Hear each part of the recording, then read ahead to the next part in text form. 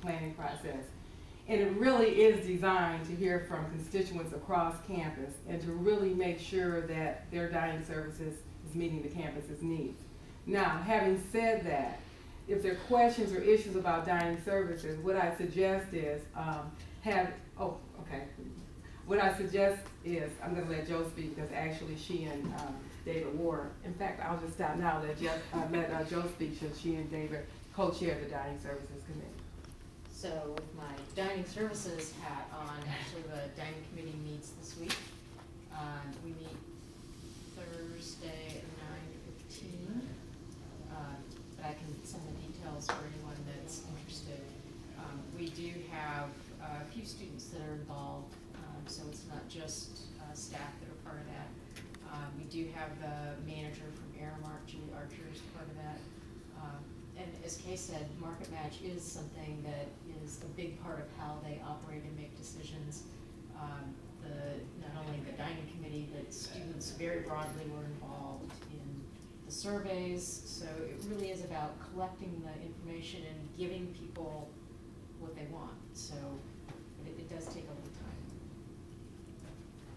And let me reiterate by saying if there's specific concerns or issues or things that you want to raise about dining services, please, you can send it to Joe, David Ward, you can send it to me, and you can feel free to go to the Dining Services Committee and ask to be on the agenda for that group, because that's the purpose of it.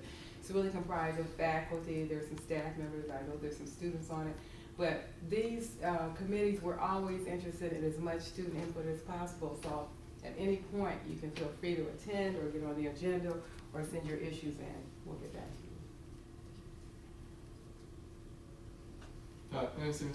you. Sorry. Just bringing up like just a specific incident, and then I'll ask a question about it. There was an incident at the rec center about some derogatory language use during the Rec Hero Picture Show, and Jeff Witt has addressed it and has implemented this diversity class, which everyone in the spectrum was agreed was a great idea and definitely above and beyond what we were hoping for.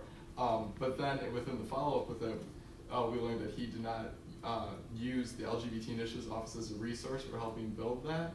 So my question is I'm kind of like an organization as a whole stance, do you think other departments around the university are aware of the LGBT Initiatives Office and are aware that they have this resource that they can use? Because I believe there's definitely a lot of places, even within the dorms, that can be, not exploiting is the word I'm looking for, but using the LGBT, yeah, exactly.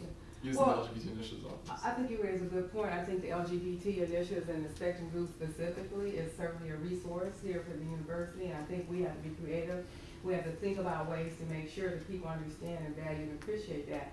One of the things that I believe that will benefit that is by being part of the Office of Multicultural Student Services, which basically is an office that appreciates and promotes diversity overall. And so I will ask that or office, in addition to other staff, we'll have this conversation also with my senior leadership team, or our leadership team on Friday. We'll have some discussion about it.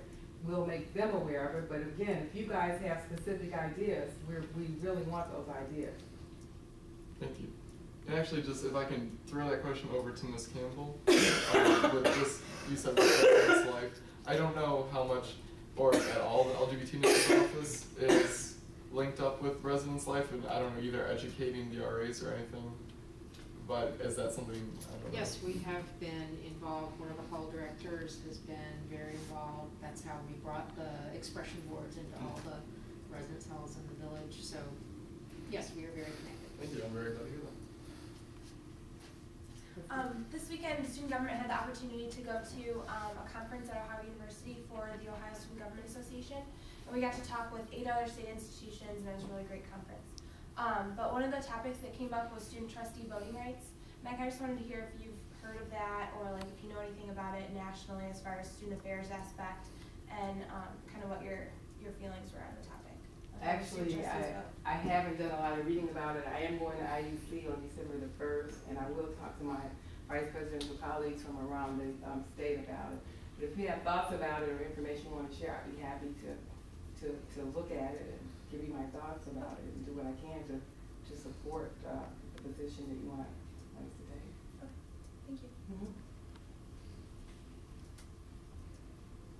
questions? I have another question. I'm Okay, sorry. Stephen. This brings the MGBLTACCQ conference, which is a lot of letters that pretty much says like LGBT conference.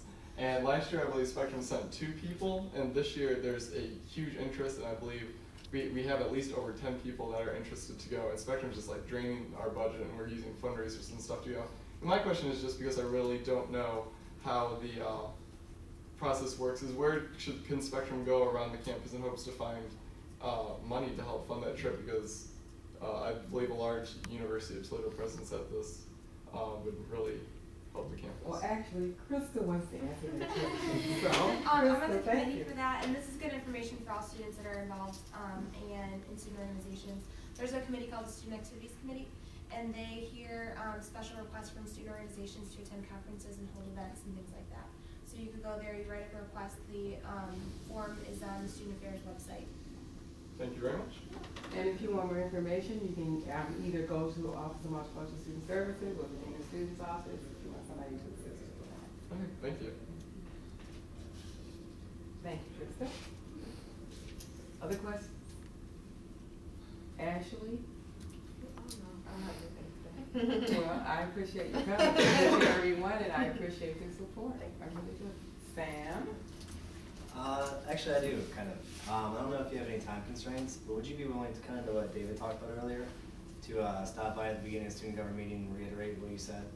We got an aspect to the speech that was heard? Sure. And how serious it is and how serious the university takes it? What I will be able to do, what I will be happy to do is to come and talk about the fact that we have 0 tolerance for any kind of behavior that's in violation of our policies. I would be happy to. Because we've kind of addressed it as a senior membership. And you know, I will have a little conversation with Michelle too, to get a little more information about it, and I will personally follow up, you know, with individuals or whatever, because again, I think that, you know, tolerance for different views, for different opinions or whatever, is part of, you know, education. It's part of what we're about. So yeah, I'll definitely be glad to do that. I'd just like to, If I could be the first on the agenda, simply because I've been on campus since 6:30 and I'm trying to recuperate, but I will gladly come for the beginning of the meeting. I'd just like to say thank you for that. As a president of student government, I've talked to these guys about it, and I've told them that it's absolutely, you know, not tolerable for me either. So, and I've addressed student-centered about it, but it doesn't mean as much coming from a student to another student as it would from an administrator. So I appreciate your support. You're welcome. I think we all do. Okay, well, first of all, I want to tell you all that, you know, I know that we have a meeting scheduled for Friday. I personally am looking forward to that. I appreciate you coming out tonight. I appreciate you hearing from me, which I think is very different than reading an email. And I want to reiterate my personal commitment, you know, to LGBT, to diversity generally. These are my personal values. And so I'm happy to work with you and do everything that I can to help you promote Spectrum and other areas of diversity as well. Any other questions? I have something to add. Please? Sorry. Hey, Mom. No, but I just wanted to let you guys know that we only have the student speaks once a month. However, we've created an email system, studentspeaks@utoledo.edu. So if you guys have any of these questions that develop, you know, as time goes on and you feel like you don't know who to turn to or you just can't get a hold of someone, I check that daily. So feel free to shoot me an email and I'll follow up for you. And we're also going to try to have a laptop so that as we have the meeting, if, you know, students who can't make it here, who have a question, they can at least email us a question. You know, this is evolving. We're excited about it. It's new, it's evolving, but we're doing as much as we can to promote it. Speaking of diversity, I personally attended the iVillage today, and to me, what a wonderful demonstration of diversity.